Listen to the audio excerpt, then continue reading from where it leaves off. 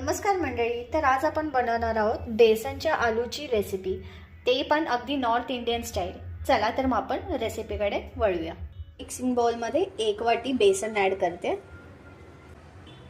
एकदम किंचितचं मीठ ॲड करून घेते आणि गरजेनुसार पाणी टाकून घेते. पीठ मळून घेते व्यवस्थित.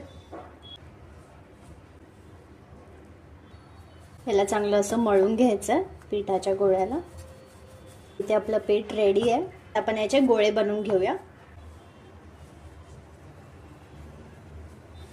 अशा प्रकारे याचे आपण गोळे बनवून घेणार आहोत.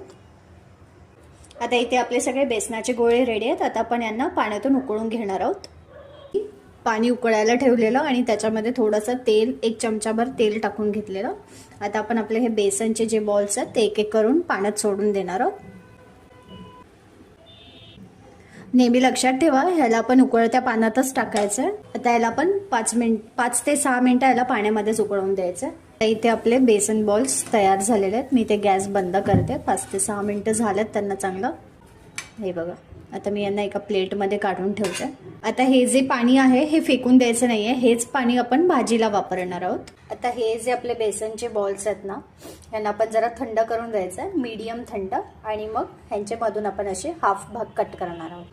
आता इथे मी ना कढईमध्ये तेल तापवत ठेवलं. याच्यात मी थोडंसं किंचितचं हिंग टाकून घेते. आधी जिरं, लसूण, 1 मोठा कांदा सॉफ्ट होण्यासाठी, मीठ आणि थोडं ब्राऊन होईपर्यंत चांगलं त्याला आपण भाजून घेणार आहोत. आता ह्या रेसिपीला ना एकदम युनिक नाव असं दिलं, बेसनचे आलू. कारण की आपण जे बेसनचे गोळे तयार करतो ना, ते सेम छोटे बटाटे असतात ना, मिनी बटाटे, त्याच्यासारखे दिसतात. आणि ही रेसिपी आहे ना, ही नॉर्थ इंडियन साईडला ना खूप बनते आणि ही खरं खूप टेस्टी पण लागते. सो तुम्ही एकदा नक्की ही रेसिपी एकदा ना तुम्ही पण ट्राय करून बघा. आता ही जे आपले बेसनचे गोळे आहेत ना, ह्यांना आपण आता मधून असं भाग करणार आहोत. असं सेम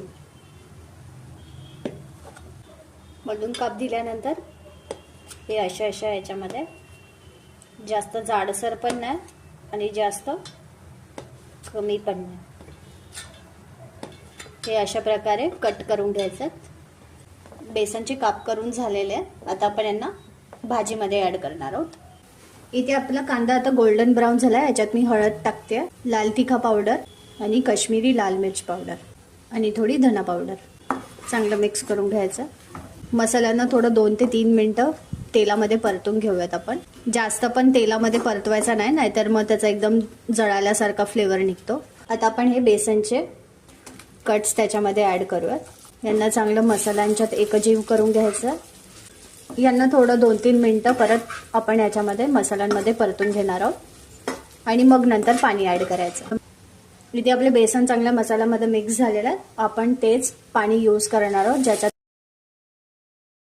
आपण हे बेसन उकळून घेतलेलं आहे.